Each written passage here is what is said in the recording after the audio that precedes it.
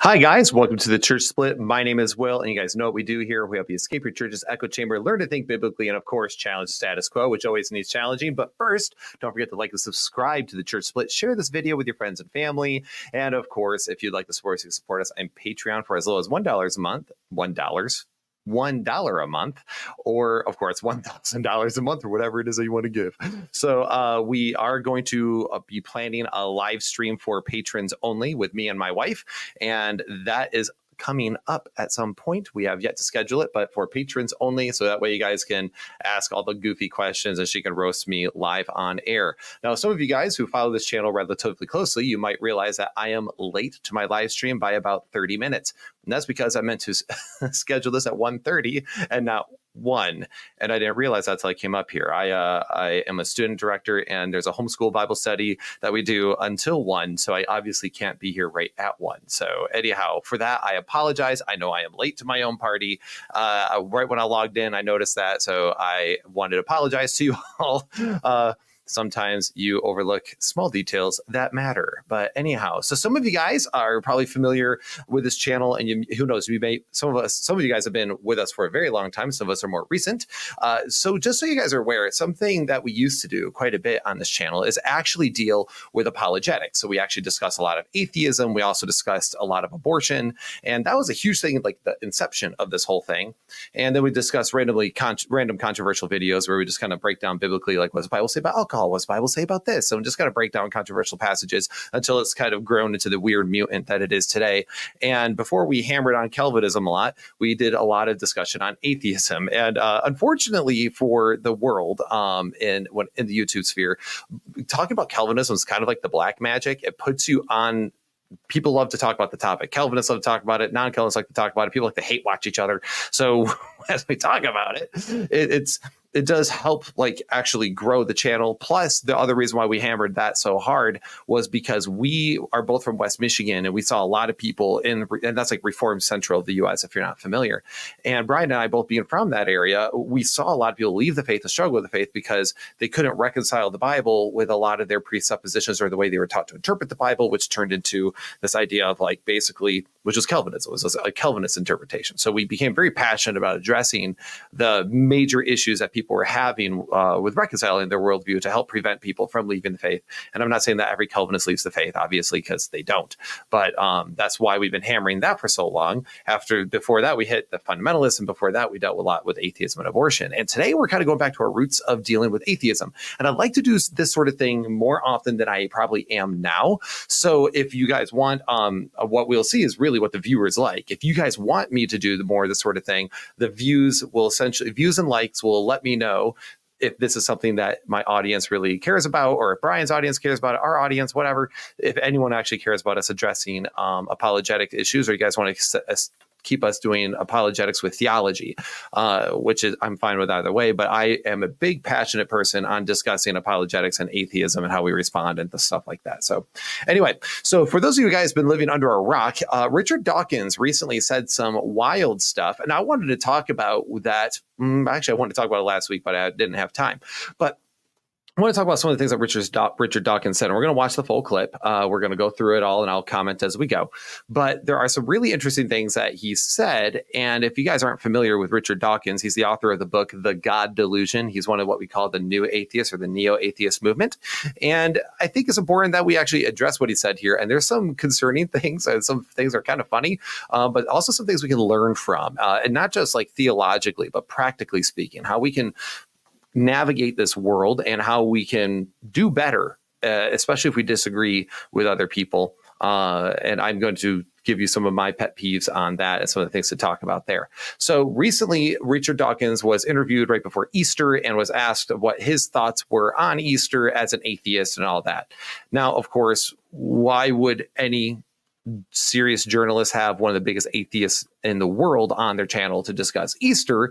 That is lost on me. I have no idea why anyone would do that, why anyone thinks that's a good idea. I feel like you should actually probably talk to a Christian and ask Christians about their opinions on what the biggest holiday of the world is, of the Christian world is, because I would argue that Easter is actually more important due to its messaging than just Christmas even though you can't have Easter without Christmas, but the birth of the Messiah is one thing, but his resurrection is the thing that we celebrate the most, because the birth ultimately means nothing without the resurrection, right? So not so much nothing, but I think you guys catch my drift. But it's not as the resurrection event, it's the victorious event. So why you would have even an atheist on talk about it, I have no idea. This just shows that journalism is more and more of a joke. And the poor lady who has him on and discusses this with him, you can tell she gets kind of uncomfortable as he's asking her very direct questions, almost in a mocking tone. She kind of dodges the question. But you can tell she's also had a very spiritual experience with Christianity, and she's uncomfortable with saying what he's obviously trying to pressure her into. But if you guys also aren't familiar with Richard Dawkins, he's kind of known as like the grumpy old man atheist. I mean, if you want to see like the biggest parallel difference, if there's any reason why you should be a Christian, is that you're not a curmudgeon like Dawkins. Because if you watch his discussion with John Lennox, it is actually kind of incredible, because you see John Lennox and him, and John Lennox is like everyone's European grandfather, right? He's just warm and he's welcoming and he's so kind, but he's articulate. And then you have like really grumpy Dawkins talking to him. It is such a parallel of the peoples. Now, I'm not saying that we don't have our curmudgeons in Christianity too. Okay, I recognize we do have John MacArthur. Okay, so that is a thing. So anyway, with that said, we are going to move forward. So ready? Well, let's see. Let's exit full screen here, and we're going to jump over here. Add it to stage. And by the way, guys, if there's any audio issues, please let me know. But I think I have that handled now. So, all right, we're going to check out this clip. Professor Dawkins, it's very good to have you join us to discuss whether it matters that Christianity is playing a diminishing role in national life. Welcome to LBC. Thank you. And what would be your Easter message? I mean, I've said a few things. What would you tell the nation? Well, I must say I was slightly horrified to hear that Ramadan is being promoted instead. I do think that we are culturally a Christian country. I call myself a cultural Christian. I'm not a believer, but there's a distinction between being a believing Christian and being a cultural Christian. And so, I love hymns and Christmas carols, and I sort of feel at home in the Christian ethos. I feel that we are a Christian country in that sense. It's true that statistically, the number of people who actually believe in Christianity is going down, and I'm happy with that. But I would not be happy if, for example, we lost all our cathedrals and our beautiful parish churches. So I count myself a cultural Christian. I think it wouldn't matter if we substituted any alternative religion. That would be truly dreadful. Well, which brings me to my supplementary point, which is that, as we know, church attendance is plummeting, but the erection of mosques across Europe, I think 6,000 are under construction, and they're... All right. Before I unpack that a little bit, let them continue. I want to talk about this. So he is kind of mortified. He says that Ramadan is being promoted instead of Christianity, or Christmas, if you will, and Easter, right? So he's like, well, instead of Easter, we're doing Ramadan. We're doing all these other holidays essentially instead. Ramadan instead of Easter, right? Not Christmas. Sorry, I misspoke. But anyway, so what's interesting about this is, I've seen a few responses from this with Christians. Some Christians throughout the years, and maybe you've heard it yourself, blast cultural Christianity and say it's the worst thing basically ever. And, you go to the Bible Belt and you have this cultural Christianity where it's almost a Christian nationalist Christianity. And okay, I will recognize that, yes, cultural Christianity has its problems. There are definitely issues I have with it. However, this absolute destruction of cultural Christianity, I don't think is a good thing. And I think we see Dawkins actually pointing out that it's not a good thing. But we're going to talk about his cognitive dissonance here in a minute. Because here's the thing. When you have a culture that might be generally Christian, what you have is the influence of that culture on the people. So cultures, essentially, as cultures and people groups take over, it kind of swallows the other cultures in general, and it can influence individuals into not just buying into that culture, but actually buying into the ethos or the worldview behind that culture. Because if you are actually inculcated with that culture, you are more likely to positively receive the message of that culture. Does that make sense? So if you are in a hostile culture, let's say you're in something like Saudi Arabia, well, Saudi Arabia is more hostile to the message of Christianity. Now, let me ask you, do you think an unbeliever in Saudi Arabia is going to be easier to convert? Or do you think someone maybe in the Bible Belt is going to be easier to convert? Probably the person in the Bible Belt, because they're going to be more receptive of the message because they're already around it so much and that they've already bought a lot of the values. You just got to get them to buy the worldview behind it. Whereas something in Saudi Arabia or maybe in some eastern part of China is going to be a little bit harder for you to do that. Although China is kind of booming with Christianity, but you get my drift. So cultural Christianity also, and here's the other thing, people buying into a Christian culture it also means that they're buying into a Christian moral ethic, and more people following good morality, proper morality, God-honoring morality, whether they believe in God or not, is a good thing. Because if you have people who just shed all of this off, what's there to take its place? Not good stuff, right? To reject like Christian morals and Christian ethics, like Judeo-Christian ethics, is to abandon what God desires for mankind and embracing then something new to replace it, which is probably going to be bad, which we'll talk more about that here in a minute. But so cultural Christianity means, people also statistically more often go to church. Does that mean they're all saved? No one is a Christian just because they go to church, but people are more likely to hear the gospel and become Christians because they go to church, even if they just do it because that's what culturally we do. But that isn't a bad thing. I want more people in churches because I want more people hearing the gospel of Jesus Christ and being welcomed into the kingdom. I think these are all good things. In addition, despite them, again, originally not being into it, they might not be Christians, but it doesn't mean that they're not more likely or more susceptible to the message. They will be. Statistically speaking, we can even see this. So going to church doesn't make one a Christian, but people are more likely to become Christians because they go to church. I hope this makes sense. So destroying cultural Christianity can, and currently now is, having detrimental effects on the world at large. And we're seeing this as churches decline and as we've ripped. I mean, I don't want to sound like that person like we took God and prayer out of schools, but the more we've removed that sort of thing away from it, we're seeing more and more increased anxiety and more increased depression, more and more people saying that life is meaningless. And we're seeing like crazy sexual misconduct amongst people and the things they're advocating for. It's insane. And we're seeing that more and more because we are melting away this culture of Christianity. So things need to change. So some things need to change in cultural Christianity, but it doesn't mean that we want to destroy it, right? So we want to augment it, make sure we're doing the right things. So, and then, but the other issue, of course, here, I'm sure you guys already noticed the issue. So he is sad, he says, because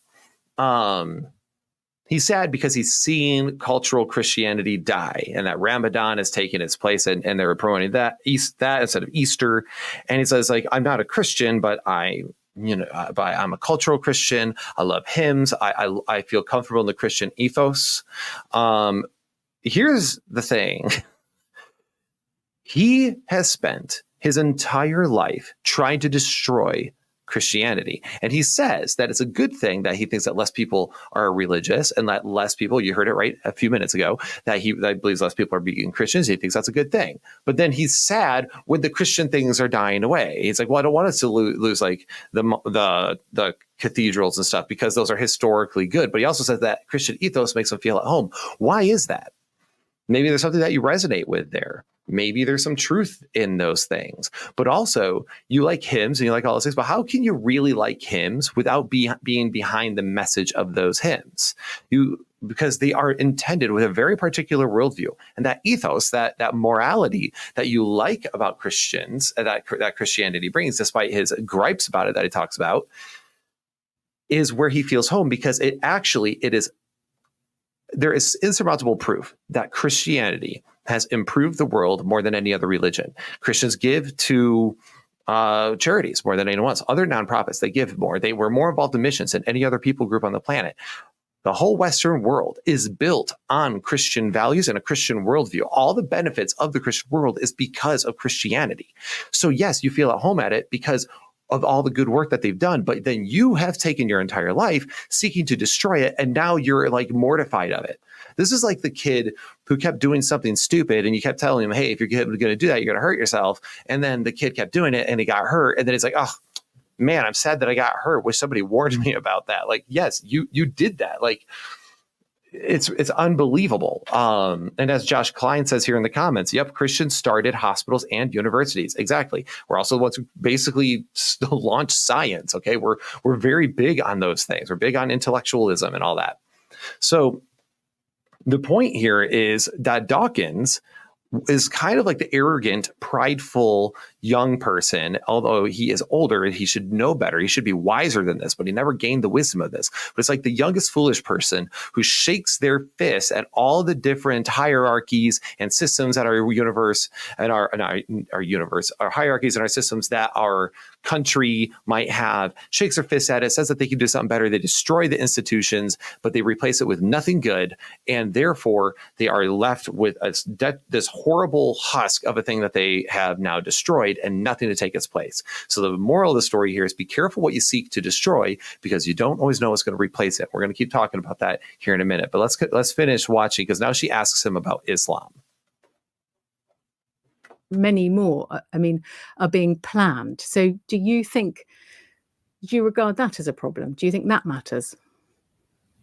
Yes, I do, really. I mean, I don't. I have to choose my words carefully. I mean, if I had to choose between Christianity and Islam, I choose Christianity every single time. I mean, it seems to me to be a fundamentally decent religion, in a way that I think Islam is not. I think you're going to have to explain why you say that, Professor Dawkins. Why is Islam fundamentally not decent like Christianity? Yes, I mean, the way women are treated. I mean, Christianity is not great about that. It's had its problems with female vicars and female bishops and things. But there's an active hostility to women, which is promoted, I think, by the holy books of Islam. I'm not talking about individual Muslims, who, of course, are quite different. But the doctrines of Islam, the Hadith and the Quran, is fundamentally hostile to women, hostile to gays, and I find that I like to live in a culturally Christian country, although I do not believe a single word of the Christian faith. So I like all the benefits of Christianity, but I don't want to be a Christian. That's all I'm hearing right here. So, but to his point here, I think he's 100% correct on his thoughts on Islam. I heard of one person say that a little bit of Islamophobia doesn't hurt. And that's because of what you see in the radical sects of it. And even those who are less radical, many times have refused to condemn the actions of the radicals, which means that let's be honest. And when the radicals go do some terrorizing, you don't condemn it, you're probably silently supporting it, right? So there is some of that. And some of the ways that women are treated in Islam is not some of the ways, almost all the ways it's intense. So, to Dawkins, let's see what this, Jesse Meyer says, to Dawkins, Christianity is the lesser of two evils. Christianity has mostly evolved from the ancient practices as described in the Old Testament. Yeah, it has evolved. That's kind of the point. We grow. So anyway, and I know that's not exactly what he said, but that's basically what he said. Because that's, he's comfortable in the Christian ethos. And he likes living in a Christian society, even though he's not a Christian, which means actually that's not a straw man argument. It means that he likes the benefits of Christianity without being a Christian. That's what he thinks is good. He thinks that at least being in a Christian ethos or a Christian country is better than being in an Islamic phobia or an Islamic country or any other type, like of religion, says it's fundamentally decent religion, even though he thinks it's false. And so anyway, point is here that yes, he definitely has that view. So this goes into the cognitive dissonance. You have to be careful what you destroy because you don't know what's going to replace it. But I think he's right on the Islam thing, because women and homosexuals are straight up killed over there, where Christians, the true Christian teaching, now I know there's always the fringe people. Okay. We all know about the crazy people protesting like gay people funerals and stuff, right? We all know about Westboro, but the actual general Christian teaching is that you reach people no matter where they're at sexually, even, and you try to bring them to Christ. And they're image bearers of God, even if they are doing bad things. And that's fundamentally with any sin or any issue there. And yeah, so that's just a Christian worldview issue there. So let's keep on trucking here. Just for balance, should we say something about fundamentalist Christians who, we can see abortion rights, reproductive rights being rolled back. By the way, I have my issues with fundamentalism, but I have no issue with them trying to strip away abortion, quote unquote, rights. No, that's not fundamentalism. That is just Christianity. We don't believe in killing people before they're born because they're still people at the moment of conception. Otherwise, you have to tell me when somebody is fundamentally a person and what makes somebody a person, whether it's size, level of development, location, etc. Like what exactly makes somebody, is it conscientiousness? Okay, well, that creates problems. Is it self-awareness? Is it memory? I've heard a lot of different arguments, but all of them have their own problems when you apply it across the board. So there's nothing about reproductive rights. Fundamentalists aren't the enemy there. That's just good morality. In fact, I wish the less fundamentalist Christians would actually get on board with that more so, because I know mega churches will avoid, or larger churches will avoid that topic because they don't want to get controversial. But bottom line is, you should be standing up for the unborn and not murdering children. But anyhow, but there are other problems with fundamental Christianity that I'm more than happy to talk about. But she's trying to balance it out, which I can appreciate. But again, even fundamentalist Christianity isn't as bad as the most fundamentalist styles of Islam. But anyway, we'll move forward. In Republican states in America. So Christianity is still not without its problems when it comes to women and their rights. Well, you didn't ask me about Christianity in America. That's a different matter entirely. Okay. All right. Well, I'm sure we got some fundamentalist Christians here too, but not as public. Well, insofar as fundamentalist Christians oppose evolution and think that the world was created 6,000 years ago, I mean, that is pernicious nonsense, of course. Right. Well, so I think Okay, and that, just real quick, that gets into the young Earth and old Earth creation debate. Honestly, there's fundamentally I see various issues on strong stances in either direction. I get annoyed when people talk about like they absolutely know for these things for a fact, when we also know that there is some issues with carbon dating, but also the young Earth issue. There's issues with like starlight and a lot of other problems there. But this is an area where Dawkins, I think, is correct because fundamentalist Christians basically make it out like if you deny young Earth creationism, you deny the Bible, you deny the faith, you undermine all of Christianity. I think that's nonsense. So I think he's right in that area because there are various Christian views, and young Earth creationism is actually relatively new, which is why I don't think it should be even remotely considered a test of orthodoxy. It's relatively new in Christian history, and it's mainly taken a very literalist and wooden approach to Genesis, when Genesis has a lot of poetic elements and theological points even behind some of the years and stuff. There's a lot of stuff to be had there.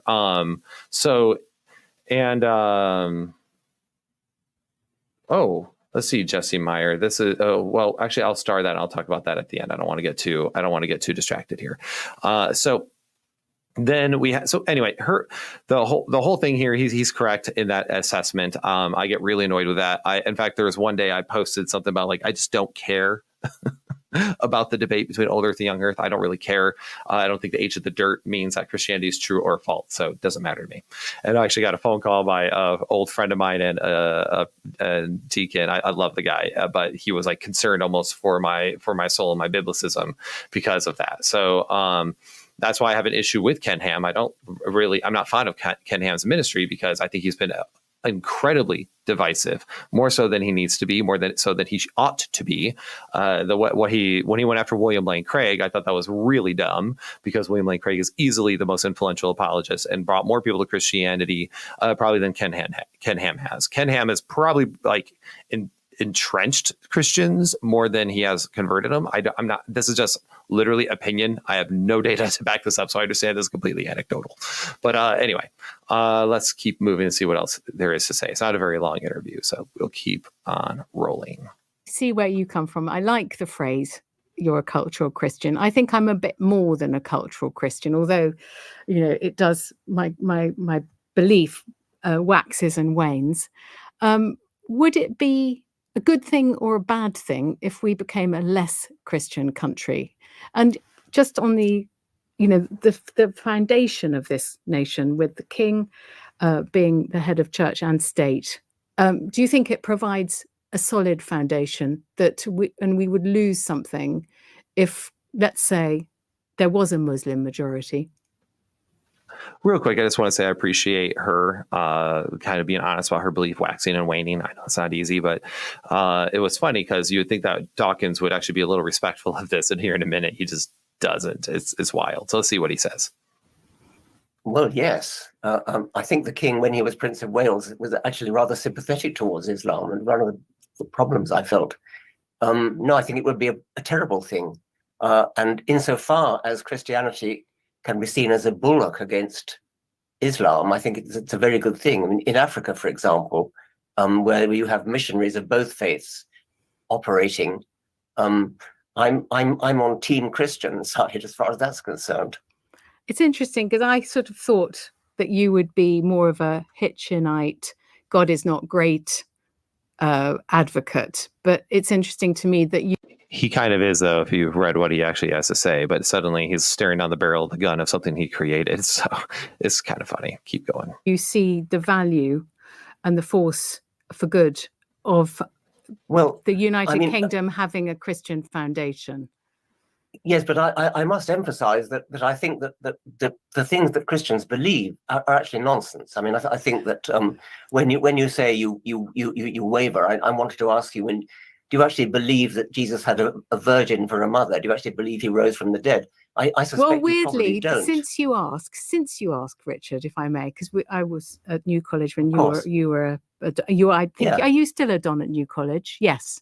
Well, I'm retired. You're retired, yes, but you don't look anyway.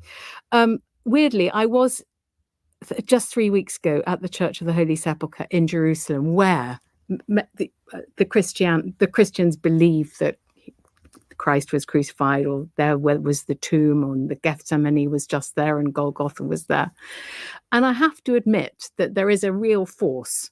I mean, it feels like the fulcrum of three world religions. It really does. And Christianity is palpable there.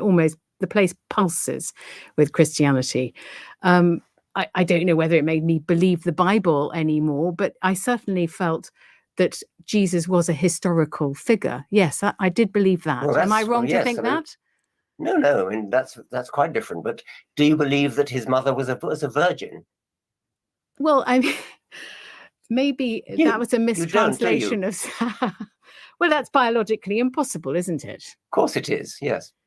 Well, I mean, I used to make a joke that most second children are virgin births because you can. Anyway, we don't want to go into that. Yes. But yes, you know what I'm saying. Were you pleased that Rishi Sunak talked about Christian values in his? He said Christian values are British values in his Easter message. You seem to be on the same page. So real quick, before we get any further there, so this is where I'm like, he just turns into the curmudgeon that I know Dawkins to be. He's like, well, I mean, I would be a Christian rather than this, but of course they believe all sorts of nonsense. I want to be clear about that. Born of a virgin birth, rose from the dead. Are you insane? And then he puts her on the spot. And I was like, dude, that is like it's really funny. She's like being warm and cordial. And he's like, I wanted to ask you. And now let me just turn on the condescension and just be a real jerk to you. Because again, remember, he already called it nonsense. He already set the tone. And she's like, and you can tell she kind of was like, I don't really know how to answer. She's like, I'm more though. My belief waxes ways. But then when she describes going to the Church of the Holy Sepulchre, she says that it pulses with Christian faith and energy, essentially. Like had good vibes, if we can use the term. But I mean, I've been in a church like that before, where you walk in and you're like, yes, there is a presence here that is different. So she has that, but then he's like, they believe nonsense. But of course, how is that nonsense to believe in the virgin birth or the resurrection if you believe God exists, that he would be able to do miracles? And this is where one of the biggest issues with is like with the new atheists is that they think that just because something is physically generally impossible, that it must be absolute nonsense to believe it. But you first have to debunk the idea that God can exist, and therefore you actually might have a case to be able to make a case against miracles. However, you have yet to disprove God exists, and so therefore miracles can still be a thing. It's not nonsense if somebody believes in God that they believe that God can do God things. If you believe in God, God can do God things. If you don't believe in God, you don't believe God can do God things. But you can't say it's nonsense. You first have to debunk the idea that God even exists in the first place. So It's not absolute nonsense. If the Gospels are reliable, which it seems, the more you study it, the more it seems like they are reliable. Sorry, Bart Ehrman, you actually don't know what a contradiction is. The many scholars have pointed out the reliability of the Gospels, and just, I mean, one of the most interesting arguments for the reliability of the Gospels is probably the undesigned coincidences. That is actually a really fascinating argument. But on top of that, when you have embarrassing details, when you have actual historical geographical locations and random data points that are just casually mentioned that are actually factually true, and then random different details being told throughout the different gospels from different perspectives, it seems like they are reliable. So you also have to somehow disprove the historicity of the gospels, disprove God exists. Because if you can prove if you can definitely show that the Gospels are historically reliable, then Jesus Christ rose from the dead, and then Jesus Christ was who he says he was, which means God exists. If Christ rose from the dead, Christianity is true. I know I've heard many atheists be like, no, that's not true. It just shows that somebody came back from the dead. Like, that doesn't show God exists. I'm like, yeah, but you can't say that all the messaging that Christ said leading up to it suddenly is null and void. Like, that would get absolutely, the probability versus possibility are very different things. Let's see. Jesse, when I'll address this since this is pertinent to what she was just saying. He says, couldn't have been a genuine question to pinpoint what she means with a waxing and waning faith. I mean, I don't think so. Dawkins knows what he's doing. Like, Dawkins has done this long enough to know what he's doing. He's not asking like this genuine question because he already set the tone. It's like, but do you actually believe this? Do you really believe this? It's very much a tone. So yeah, it is definitely. I think he actually knew what he was doing there. Because he does that. That's how he discusses things with like John Lennox and others. That's absolutely what he does with every Christian. It's not a genuine question. It's not coming from a place of genuineness. Instead, if he really wanted to know, he'd be like, so what do you mean by waxing and waning? Like, what areas do you wax and wane? Like, what areas do you believe are true regularly? Which parts do you believe aren't true that you struggle back and forth on true? Like, what do you mean by waxing and waning? Like, what level of the faith are you bought into? That would be a genuine question. This isn't a genuine question. So anyway, we'll move forward.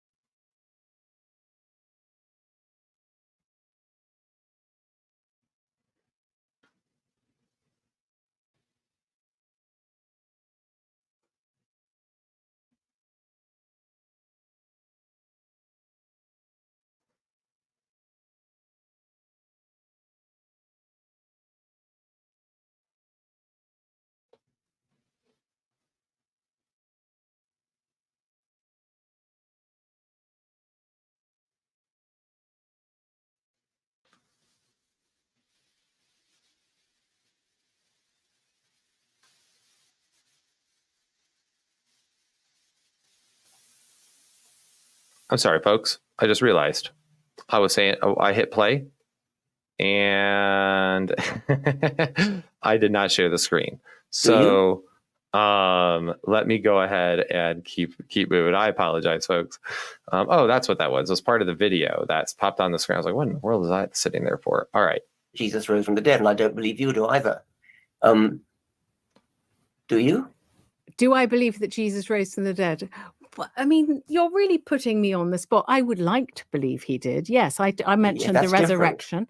I mentioned the resurrection. By the way, just quickly, because I've been told we've got to stop. When my son was 2, we took him to church, and the priest said, "You can ask me anything." And he said that my 2-year-old son asked the priest, "Do you know Jesus to be true, or do you believe Jesus to be true?"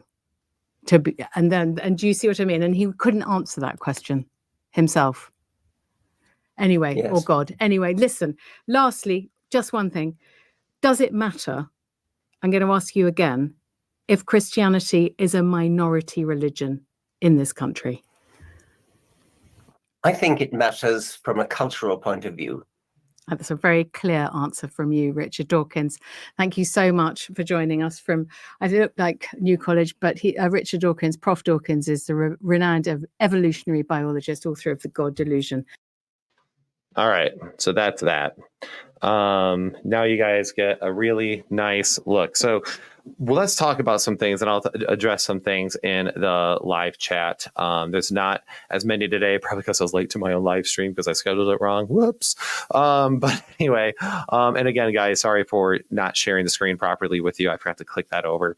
Live streams are always fun that way. They're a lot more interactive, a lot more fun, but they also have more likelihood to have screw ups. So anyway, the point here is that Dawkins has spent his entire career destroying Christianity, and now he laments that it's shifting his culture and that his culture is changing, and he thinks that the ethos of Christianity matters, that the goodness of Christianity matters to a degree, even though he believes that what they believe is nonsense. But he says that he does think it's a fundamentally good religion. Now, granted, I don't know how he can say that while simultaneously complaining about God, as he said in his book, The God Delusion, his famous quote, which is, "The God of the Old Testament is arguably the most unpleasant character in all fiction, jealous and proud of it, a petty, unjust, unforgiving, control freak, a vindictive, bloodthirsty, ethnic cleanser, misogynistic, homophobic, racist, infanticidal, genocidal, filicidal, pestilential, that always gets me, megalomaniacal, sadomasochistic, capriciously malevolent bully." Man, that always gets me. So, I mean, it's colorful, but you can't be like, yeah, I think it's a pretty good religion, and then also say the most blasphemous drivel I've heard, probably ever heard. Him and Hitchens both had some good ones, but that was definitely the best. So what's the moral here? Let's not be arrogant people who attack things that we don't understand, or even think ahead. So what a lot of people do is that they think very close in front of them, and they attack the most obvious thing that they can't stand, and they attack it, and they attack it, and they attack it, and they make that thing the enemy. But what ends up happening is that they don't realize that they're not really thinking with foresight. They're just trying to destroy that thing. It's like, again, the young person who looks at all the different systems in place in their culture, and they want to tear down all the institutions, and they don't have anything to take its place. So many people attack various societal structures with no regard to what will replace it. And when something replaces it, you might not like what takes its place. So you have to think about that. If you think Christianity is a fundamentally good religion, and you actually have wildly different beliefs, but you still think it's fundamentally good religion, maybe you should leave them alone a little bit. Or maybe if you're going to dismantle something, you should replace it with something that is actually useful. So this is what recklessness and arrogance will always bring about: foolish destruction. Foolish destruction with possibly no way to repair it, because you were so concerned. It's like, you also think about like marriages, right? A lot of people, they will attack their spouse because they're annoyed with their spouse or what this, that, and the other thing. They attack their spouse continually, and then their spouse eventually goes, you know what, I'm done with this. And they leave. And suddenly like, oh no, I don't want to be divorced. I've seen this personally, where it's like someone treated the spouse miserably, and once the person finally has enough, they leave and issue a divorce. And suddenly the person's like apologetic. Oh, love me. I've always loved you. Please take me back. Well, no, you destroyed it. And now you didn't like what took its place. What took its place was loneliness. And you realize that you just threw away 20, 30 years of your life. That is exactly what this is. You have taken something, you've thrown it out, not considering what could replace it. And and this is why I say all the time, if you do not have the right to complain about something unless you have a viable solution. And I know a lot of people disagree with me on that for various reasons. Like, what do you mean? If I just see something's wrong, why do I need to have a viable solution? Because if you don't have a viable solution and you're just complaining to people about it, then all you are is somebody who's trying to tear something down without rebuilding it or replacing it. This is why even in the book I have coming out and a few other things, I don't just go, here's all the problems I have with this theological view. I go, here's one problem. Here's a solution to it. Here's another problem. Here's a solution to it. And the point is as you're ripping bricks out of their wall, every time you pull a brick out, you replace it with something good and tenable. Because otherwise you might just tear down a wall because you're arrogant, you're prideful, and you're angry, and you're vindictive, and you're just there to destroy. Well, if you're there to destroy, you can't be upset when you reap what you sow. Another biblical concept, right? So anyway, and then if you and the point is here as well, is that you will miss it when it's gone. And a lot of people don't realize this with Christianity, because Christianity teaches selflessness, talks about self-crucifixion, essentially, right? I am to sacrifice myself, give myself as a living sacrifice to God, to love man, love one another, to serve one another. to create a space for God's community here on earth and to be his hands and his feet here, right? It's a selfless, self-giving, and generous belief. And it's what calls us to a greater belief because God has done it for us and we do it therefore for others. Well, when you tear that down, and the ethos behind it, and the ethos behind it is Jesus Christ himself and his life and the way he lived, you might miss it when it's gone. Because if cultural Christianity is destroyed, and I already talked about in the beginning of this video how cultural Christianity is a good thing most of the time, right? It actually addresses things better than non-cultural Christianity. Because if cultural Christianity is destroyed, what you have left is radical postmodernism and subjectivism, where to quote Assassin's Creed, right? Nothing is true, everything is permitted. That's what you have to replace it, unless you replace it with some other religion, which can cause other problems. But when you're destroying the Christian ethos, you are destroying some of those issues and you're bringing forward postmodernism. And we've seen that seeping through all over our society. And that postmodern subjectivist mindset is all over the place with our young people. And it's true for me, but not for these, what they say all the time, right? Like, well, it's my truth and you have your truth. And well, what that turns into is more and more, it turns into a devolving of that which is ethical, that which is good, and it creates nothing but chaos. And there's no shared worldview, there's no shared ethic, and people collapse further. One of the biggest things that has set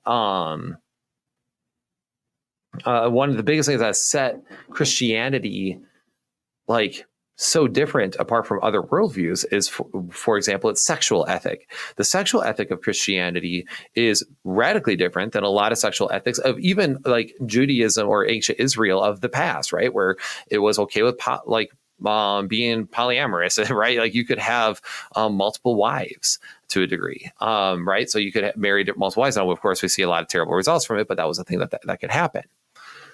Okay, well, then the Christian ethic comes along and says, you know what? You will be only to marry one man and one woman because that was the original design in Genesis. And we see disastrous results from these polygamous marriages. And we're one man, one woman for one life. You save sex for marriage because sex is intended to be fruitful and multiply. It's meant to create children. And that right there, as we see in the Western world who bought into it, that ethic that he says he feels more comfortable in, builds societies, strong societies, societies that respect and value one another. I mean, if you don't want your property damaged, if you don't want things stolen, if you want people to respect your things, that starts with building the foundation of society, which starts with a nuclear family. It starts with a father figure and a mother figure working together. That's how this works.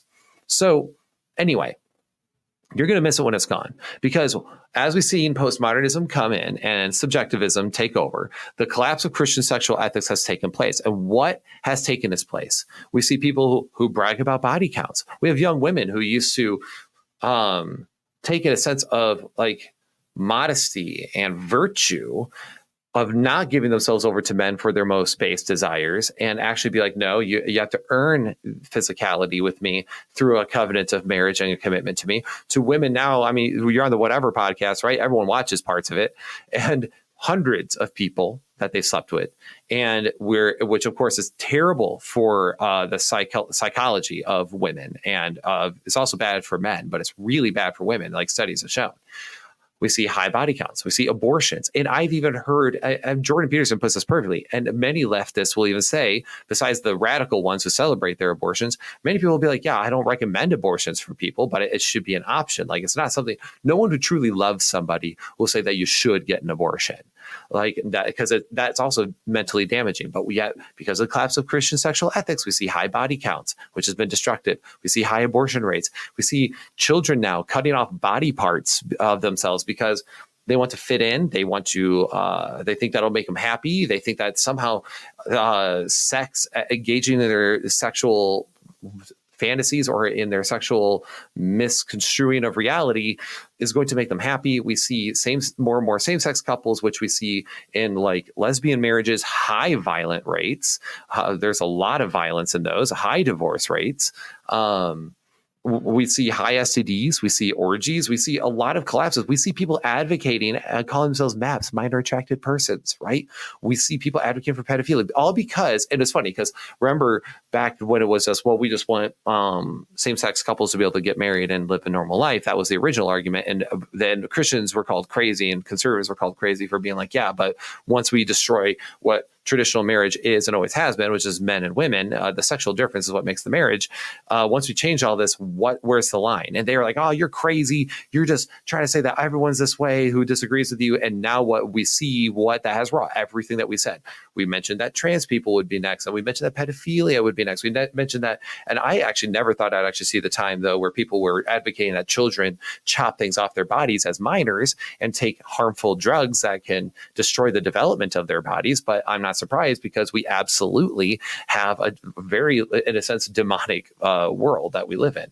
And I'm not just trying to use that hyperbolically, by the way.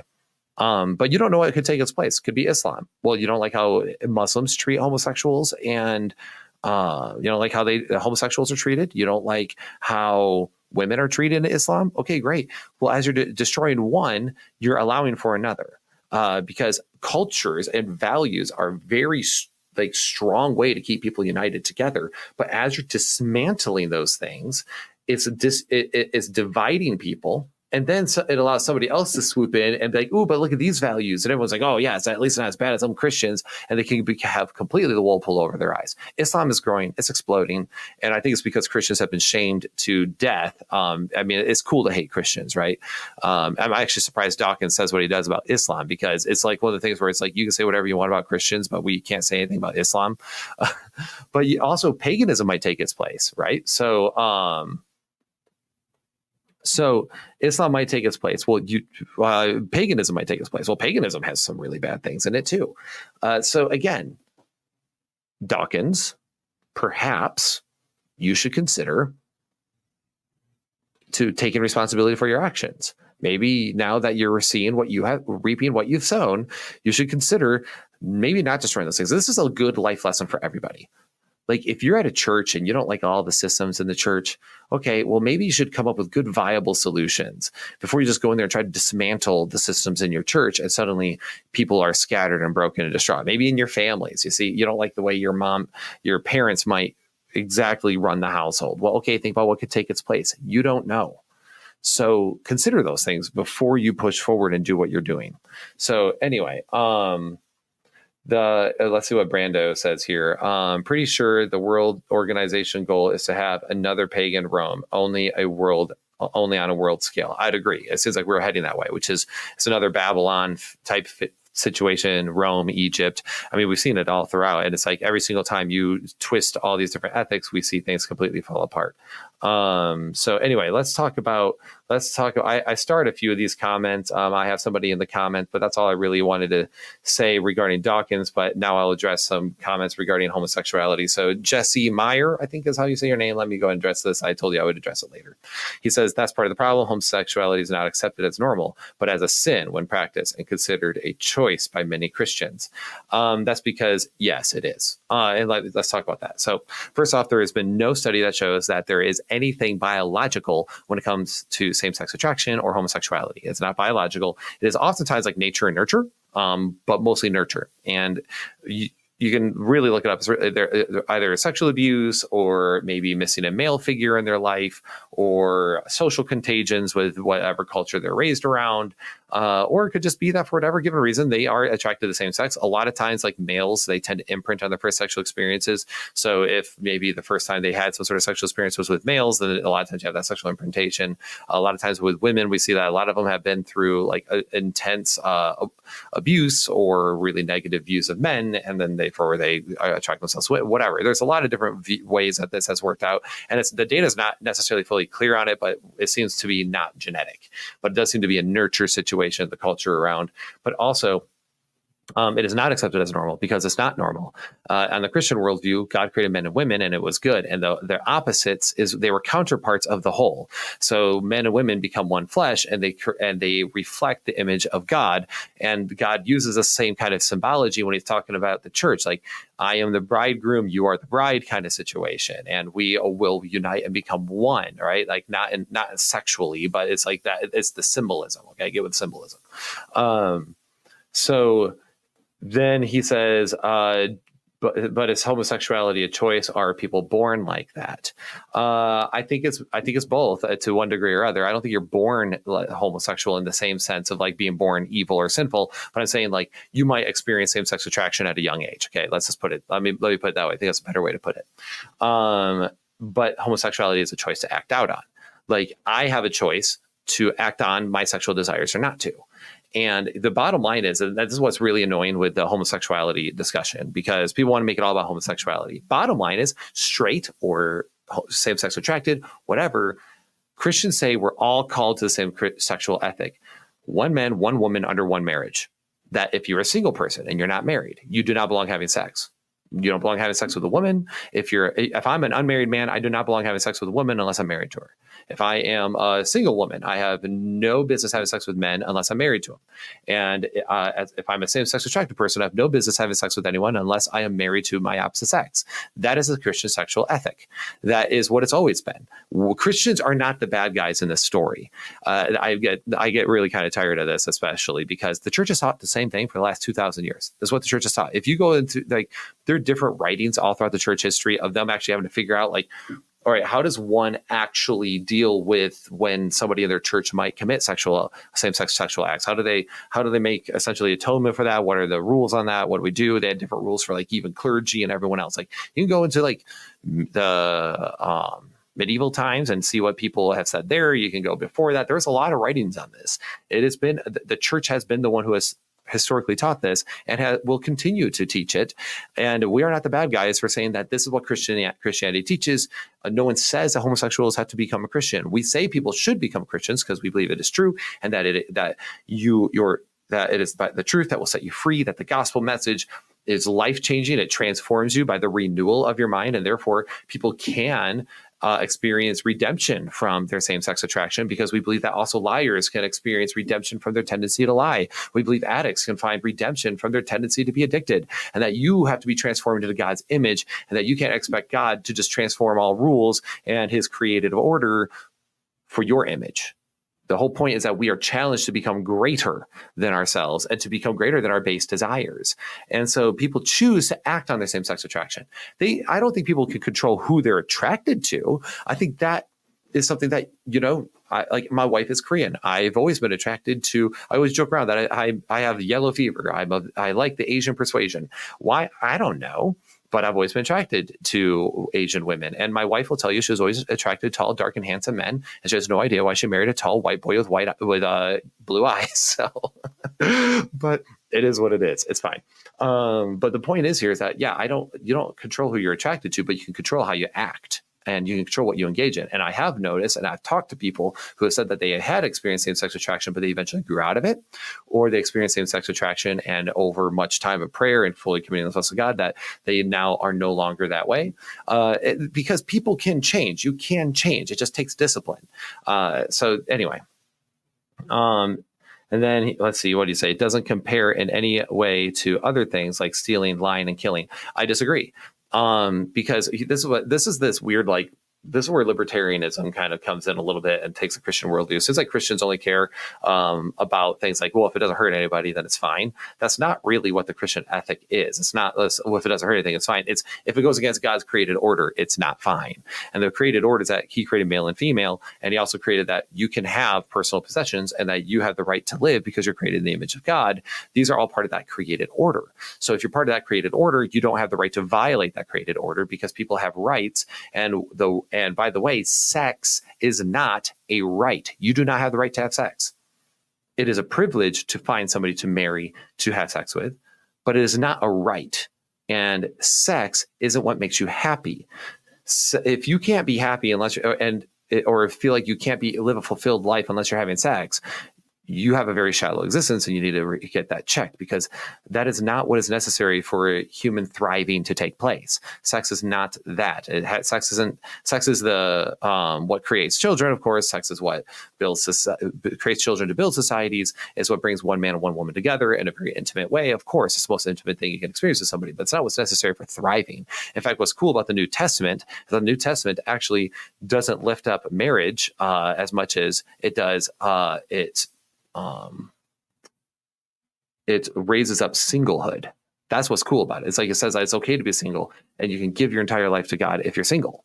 Like, it's kind of neat. So anyway, you say that though that you think it's rather cruel when people are considered sinful when they act upon their God-given sexuality. See, I didn't deny the premise. It's not God-given. We have a flesh that has desires. Just because you're attracted doesn't mean it's God-given. It means that you have a flesh that wants to act out on its carnality on it, and it wants to do what it wants to do, but you are to rule over it. That's what he told Cain. God says that, hey, Cain, sin is crouching at the door, but you must rule over it. You have a flesh, but you have to rule over your desires. Your desires aren't God-given. You have terrible desires each and every day. Each and every one of us do.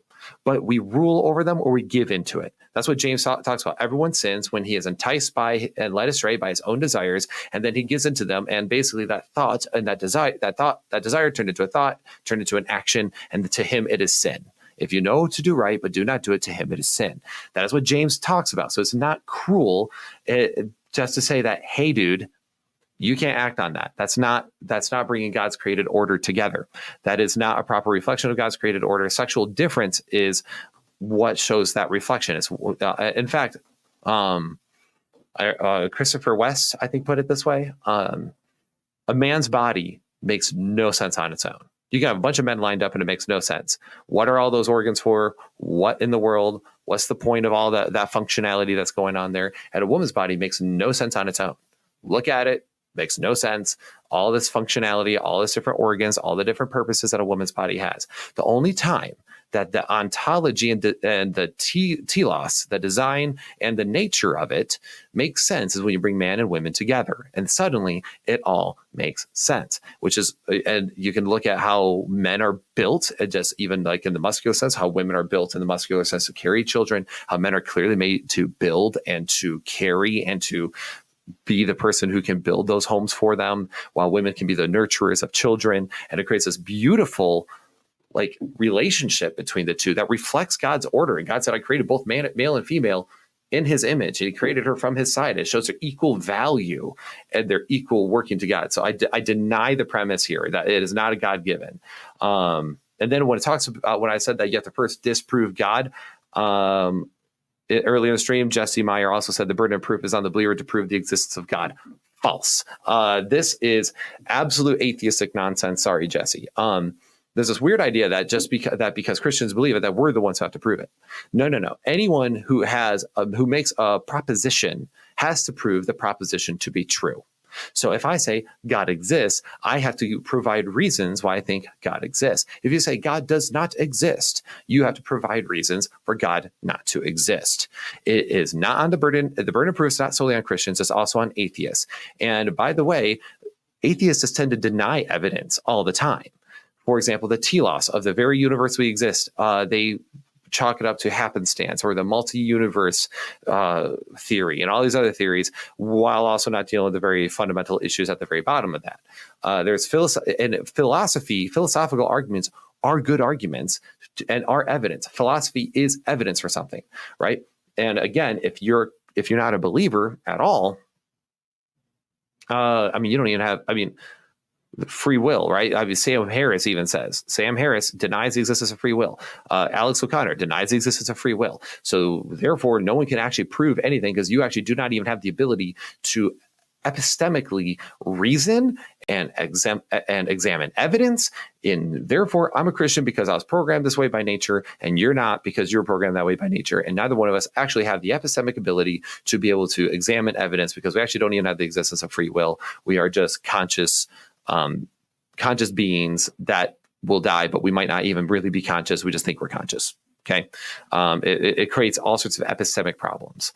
So anyway, epistemology there would absolutely fall apart. So And this is why Josh Klein responded to Jesse saying, Jesse, just because someone is born with a certain attraction doesn't mean it's God-given, which is exactly what I said. Understand the truth of Romans 1 and Genesis 3 and the brokenness of creation. And then Jordan Thornburg says, Jesse, no one has the burden of proof unless they are arguing for something. Exactly, which is exactly what I said, the proposition situation. So I'm not going to go in here. I see I'm like 30 comments behind. I'm not going to go through and discuss all that. But I will say, as Prudence McFrugal says, we are created in the image of God. He gets to define us, not sex. Exactly. And this is the problem when you have an absolute, all your identity is in your sexual attraction.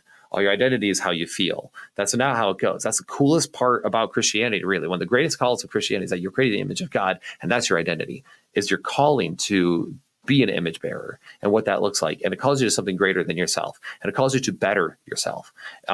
We talked about that last night in our student group, and all the implications of the image of God. That's more than just you're a conscious being with free will and have artistic abilities and stuff, which of course that's all true. But it's also the fact that you are, the word is like salim in the Hebrew, right? And it's the same word that's used for idols. And God hates idols on earth because idols on earth are a symbol of ownership of something else. Something else has owned that space. But God says, don't create any graven images of me, because why? You are his image bearers. You already are the image of God, and you are his representation of ownership of his cosmic temple, which is earth, that you are that representation. And what does that mean that we do? It means we create a holy space. We create space for others to interact. We be good stewards of the creation that God has given us, and we care for it. We care for one another. And we care for it by caring for one another, and by putting our thoughts and desires aside and looking out for someone else's needs, which gives us a greater purpose in life. And what's funny is that as we care less about our own feelings and our own selfish desires and what is in our best interest, we reciprocate our best interests and other things, that people start taking care of us, and it turns into this community, which is why the church, it functions so well, which is why people, despite all the church's modern problems, because we're humans, the church people who go to church, like statistically speaking, are healthier, like mentally. They have better marriages. They have better family lives. It's a better thing for you. Why? Because you are in that reciprocal relationship of trying to be image bearers and creating that community. It's a good thing. So, Jesse, are we doing the Atheist thing? Jesse says, a straw man, not all atheists claim God doesn't exist. Also false. Atheism itself is the declaration of God does not exist. I do not believe God exists. Lack theism, if you will. I lack belief in a God, and I lack that there is a God. It's not this whole lack theism of like, well, I'm not really making a proposition. I just don't think God exists. I don't believe God exists. That's like Dillahunty trash. Atheism is an absolute statement. Stop trying to play word games. Yes, a straw man. No, not all atheists claim God doesn't exist. The definition of an atheist is that someone doesn't believe that God exists. That's the whole point. Otherwise, call yourself agnostic. Agnostics say they don't know. I'm tired of the word games in the atheist community with this. Well, I just lack belief in one other God than you. Yeah, no duh. But I'm telling you that one God is what's logically what's true, and that philosophically that's what's true. So, yeah, no. So a straw man is not all atheists claim God exists. That's ridiculous. That is, I deny that words have meaning, and I'm trying to play word games with you, semantical games, and it's just ridiculous. No, man, I'm sorry. Atheism is a proposition in the belief that says that I do not believe God exists. God does not exist. Just like theism says, I believe God exists, therefore God exists. Like I have a position on that. It is just a way for atheists to try to get away from it. So this whole, and thank you, Andy Selby has already nipped this in the bud. And Jesse, this is the last thing I am going to address from you. Being born from, what he says, with the homosexual attraction is what I call God-given. First to say it's both, then you don't accept the premise. But even if it's the nurture or choice, it's still God-given. No, it's not. I said that you can experience it at a young age. You'll notice I corrected that. I was like, born with it. And I qualified that with experience it with a young age, because I think that's what most people mean. I don't think people are assuming that you're born as a baby and that a baby has sexual attraction, because they don't. All right. So I'm thinking that we can have a little bit of a charitable discussion there, what we mean by born with it. I think born with is that you can experience it at a young age. But it is not God-given, because we're talking theologically. I don't care if that's what you call God-given. Theologically speaking, it can't be God-given because it's against his created order. So that would mean God is willing evil. Okay. And we Christians are juxtaposed to that unless you're like the most hyper-reformed person, which I believe is absolute heresy. So first you say it's both, which I say it can be you experience at a young age, but I also say it can be a nurture situation, the culture you're around, and so that could develop you depending on what you experience, but it's still a choice to act on it. I am consistent in my language here, Jesse. I think it is you who are confused. You can experience it at a young age due to various different things. Maybe it's the way you were nurtured. Maybe you're raised in that sort of family. Maybe you experienced sexual abuse at some point. Maybe you experienced some sort of brokenness. Maybe for whatever reason, maybe it's none of those things. Maybe for some reason you're just attracted. But that does not necessarily mean that you don't have the choice to act out on it. There's one thing to experience attraction. There's another thing to act out on it. Because there's a lot of things that a lot of people, like married people, who might experience attraction for somebody, but they don't act out on it. Okay. That doesn't mean that suddenly we should let the married person go act out on their sexual desires or the sexual attraction. Sexual attraction doesn't mean that suddenly you are okay and have a green light to act out on your sexual desires. It does not mean that you have a green light to suddenly do whatever you want. It doesn't suddenly mean that it's all God given. Okay. Which is exactly why Andrew Selby corrected him with saying, "Are fits of anger God-given?" Just because you have that desire does not mean it is God-given. But choice, the ability to choose, is God-given because God wants willing obedience, because that's actually meaningful. Willing love, willing obedience, then the opposite. Okay. So, Ed Brando, you're putting the lacktheism right on point. He's like, I'm not a bachelor. I just lack the belief that I have a wife. Exactly. It's just playing word games. So,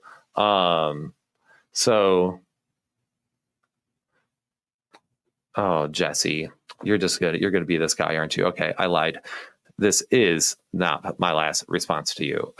He says, haha, born with it is experiencing it at a young age. Who's playing word games now? Will. Jesse, can a baby experience sexual desire?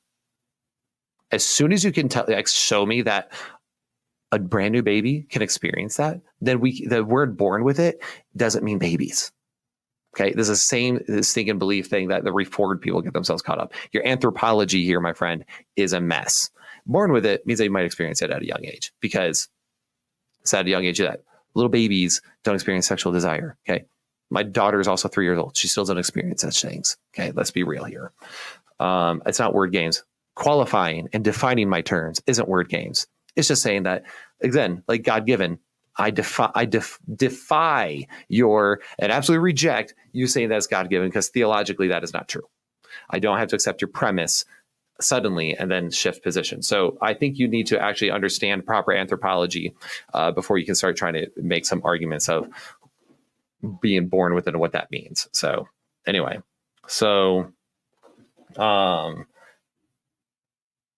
anyhow, all right, so we're just going to go ahead and end that part. So point is, all right, let's go back to Dawkins. What is the point here? Dawkins is confused. He spent his entire life destroying something. Now he's upset that it's gone or that it's waning. And you need to be careful what you destroy, because you don't know what's going to take its place.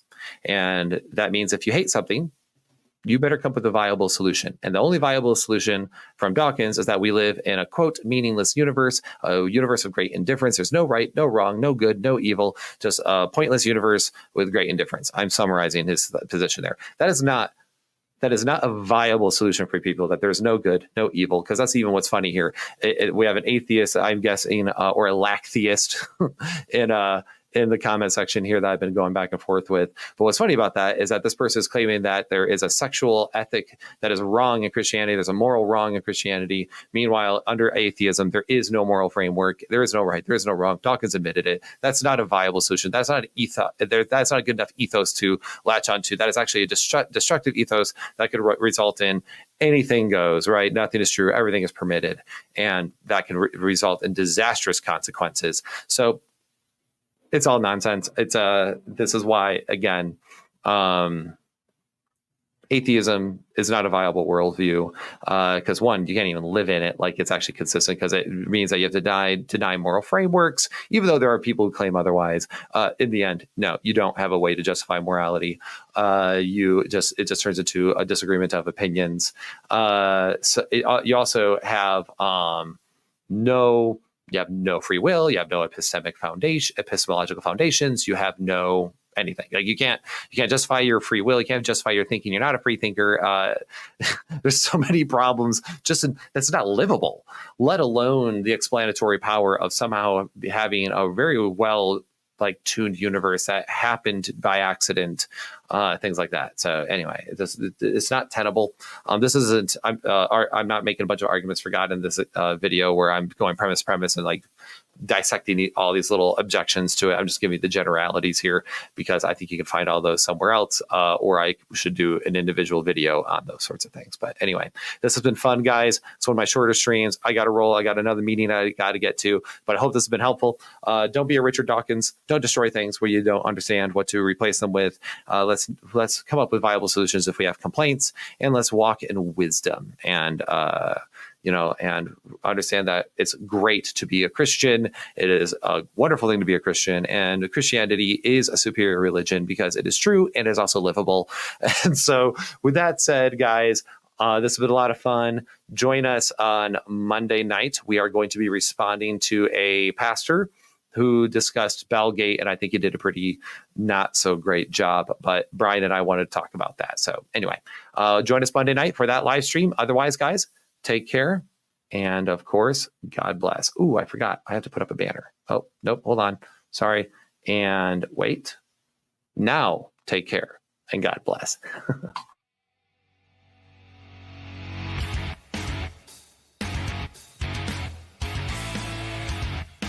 And guys, if you want to avoid seeing obnoxious ads like this, we got to be strong. We got to be healthy. When you want to feel nice and strong and satisfied, you got to check out Good Ranchers.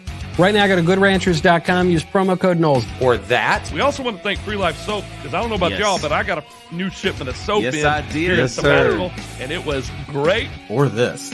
Hi, guys. My name is Will, and I'm here to tell you why you should be a student at Trinity College of the Bible and Theological Seminary.